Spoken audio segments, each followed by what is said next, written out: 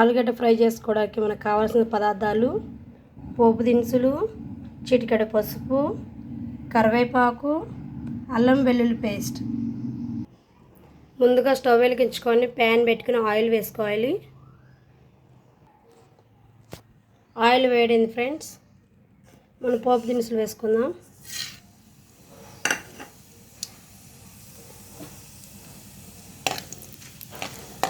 చక్కగా ఆయిల్లో ఫ్రై అవ్వాలి పోపు దినుసులు. చిటపటలాడుతున్నాయి ఆవాలు,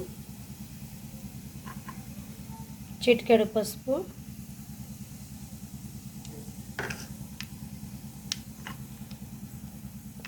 కరివేపాకు.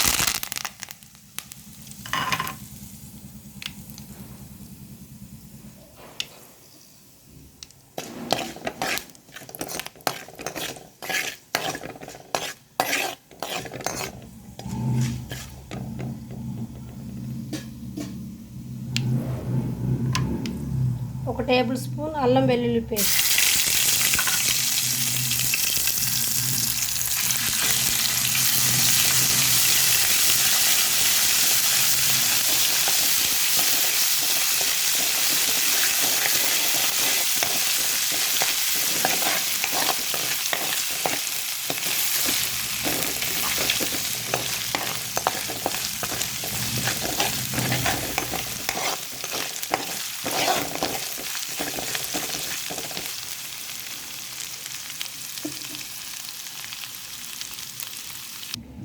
బంగాళదుంప ముక్కలు చక్కగా కట్ చేసుకొని వాటర్లో వేసుకోవాలి. కలర్ చేంజ్ అవ్వకుండా ఉంటుంది వాటర్లో వేయడం వల్ల. కూర టేస్ట్ బాగుంటుంది. అల్లం వెల్లుల్లిపాయ పేస్ట్ చక్కగా ఫ్రై అయిపోయింది.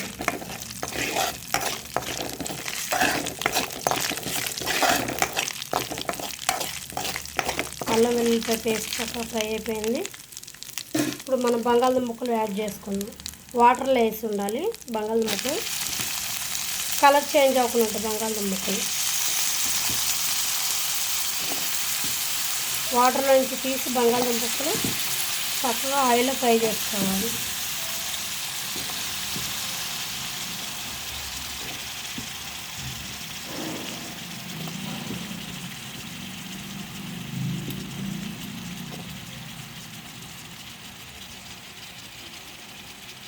ఇలా ఆయిల్లో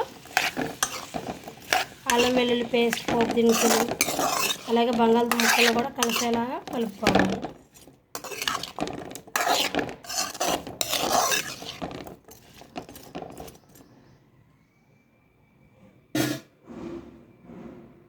ఇప్పుడు చక్కగా ఫ్రై చేసుకుందాం.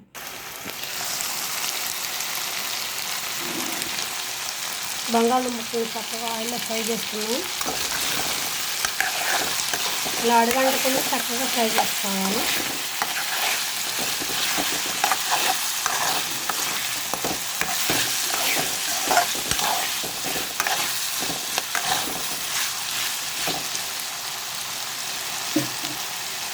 చక్కగా ఆయిల్లో ఫ్రై చేసుకున్నాం బంగాళదుంప ముక్కలు. చక్కగా బంగాళదుంప ముక్కలు ఫ్రై అవుతున్నాయి. తగినంత కూరకు తగినంత సాల్ట్ యాడ్ చేసుకున్నాం.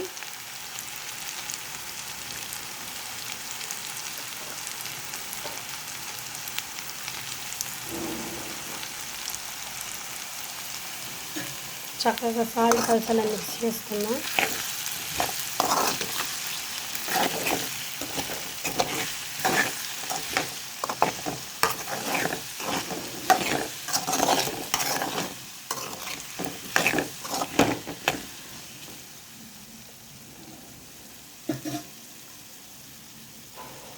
ఆయిల్లో చక్కగా ఫ్రై అవుతుంది. చక్కగా ఆయిల్లో ఫ్రై అయినాయి బంగాళదుంప ముక్కలు. మనం తగినంత కారం యాడ్ చేసుకుందాం.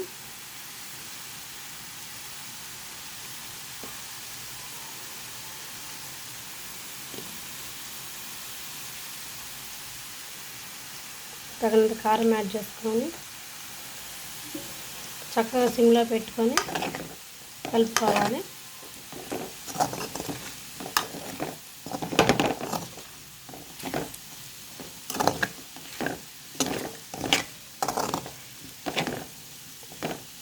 చక్కగా అన్నీ కలిసేలా కలుపుకోవాలి. ఇలా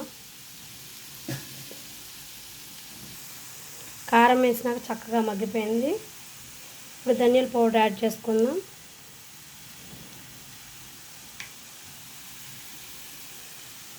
అన్నీ చక్కగా కలిసేలా కలుపుకుందాం.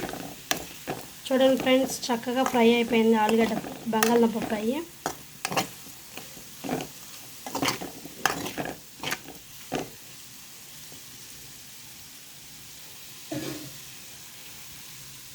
మా కర్రీ కానీ మీకు నచ్చినట్లయితే లైక్ చేయండి, షేర్ చేయండి, కామెంట్ చేయండి, సబ్స్క్రైబ్ చేసుకోండి ప్లీజ్.